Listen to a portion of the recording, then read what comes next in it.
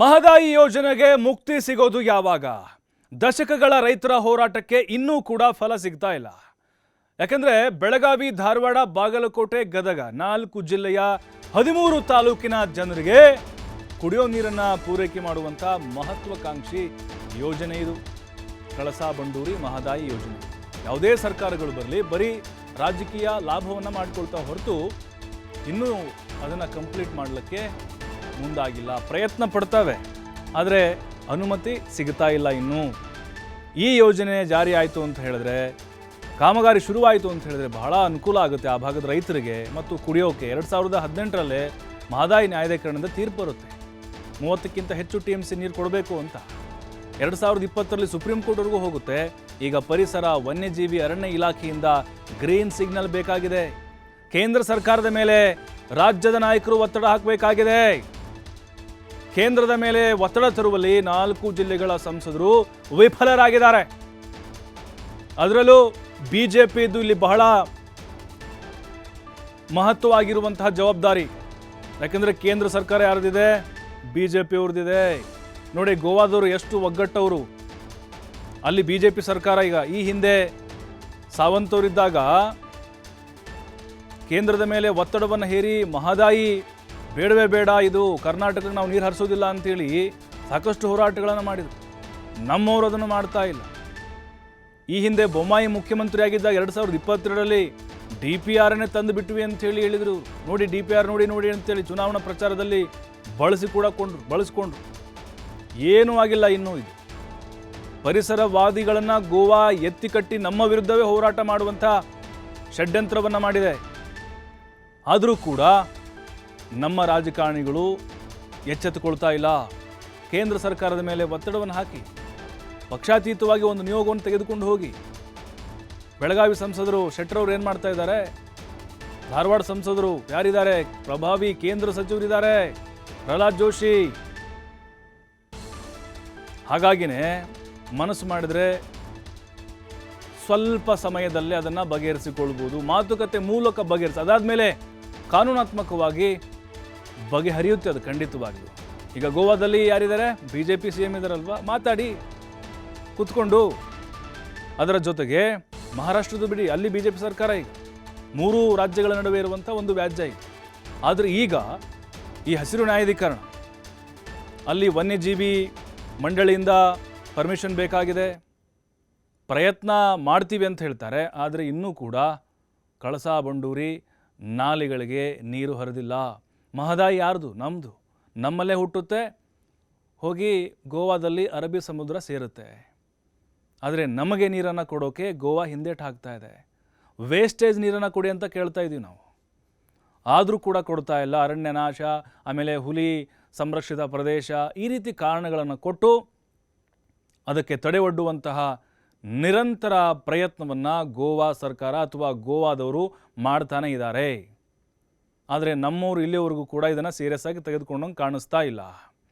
ಮತ್ತಷ್ಟು ಮಾಹಿತಿ ಶ್ರೀಧರ್ ನೀಡ್ತಾರೆ ನೇರ ಸಂಪರ್ಕದಲ್ಲಿ. ಶ್ರೀಧರ್, ಗಮನಿಸ್ತಾನೆ ಇದ್ದೀವಿ ಮಹದಾಯಿ ಹೋರಾಟ ದಶಕಗಳಿಂದ ನಡೀತಾ ಇದೆ ಅನ್ನೋದು. ಆದರೆ ಯಾವ ಸರ್ಕಾರ ಬಂದರೂ ಕೂಡ ರಾಜ್ಯದಲ್ಲಿ ಪರಿಣಾಮಕಾರಿಯಾಗಿ ಪ್ರಯತ್ನವನ್ನು ಮಾಡಲ್ಲ ಅಂತ. BJPಯ ಸಂಸದರು, ಕೇಂದ್ರ ಸಚಿವರುಗಳಿದಾರಲ್ವ, ಅವರ ಜವಾಬ್ದಾರಿಯಲ್ಲಿ ಬಹಳ ಮುಖ್ಯ ಇದೆ. ಚುನಾವಣೆಗೋಸ್ಕರ ಮಾತ್ರ ಇದು ಬಳಕೆ ಆಗುತ್ತಾ ಇದೆ ಅಂತ ನಮಗೆ ಗೊತ್ತಾಗ್ತಾ ಇರೋದು. ಈಗ ಕೇಂದ್ರ ಸರ್ಕಾರದ ಮೇಲೆ ಒತ್ತಡವನ್ನು ತರುವಲ್ಲಿ ಯಾವ ರೀತಿ ವಿಫಲರಾಗಿದ್ದಾರೆ ಇವರೆಲ್ಲ ರಾಜಕಾರಣಿಗಳಂತ?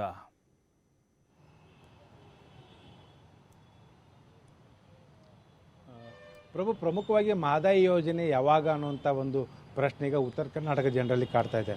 ಬೆಳಗಾವಿ, ಬಾಗಲಕೋಟ್, ಧಾರವಾಡ ಮತ್ತು ಗದಗ ಅಂದರೆ 4 ಜಿಲ್ಲೆಯ 13 ತಾಲೂಕಿನ 100 ಗ್ರಾಮಗಳಿಗೆ ಅದು ಕುಡಿಯುವ ನೀರಿನ ಪೂರೈಸುವಂಥ ಯೋಜನೆ.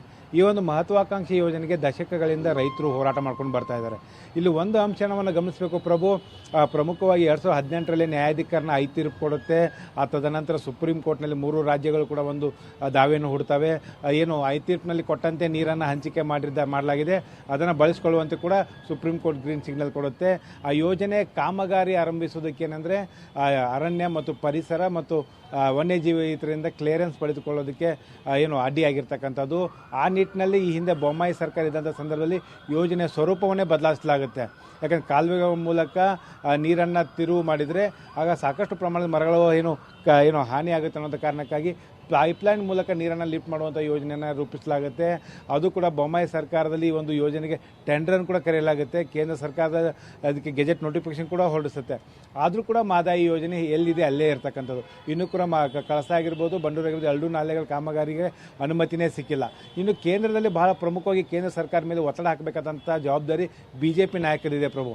ಯಾಕಂದರೆ ಕೇಂದ್ರದಲ್ಲಿ BJP ಸರ್ಕಾರ ಇತ್ತು, ಜೊತೆಗೆ ರಾಜ್ಯದಲ್ಲಿ BJP ಸರ್ಕಾರ ಇತ್ತು, ಜೊತೆಗೆ ಗೋವಾದಲ್ಲಿ ಕೂಡ BJP ಸರ್ಕಾರ ಇದ್ದಾಗಲೂ ಕೂಡ ಈ ಒಂದು ಮಹದಾಯಿ ಯೋಜನೆಗೆ ಯಾವುದೇ ರೀತಿಯ ಮುಕ್ತಿ ಸಿಗಲಿಲ್ಲ.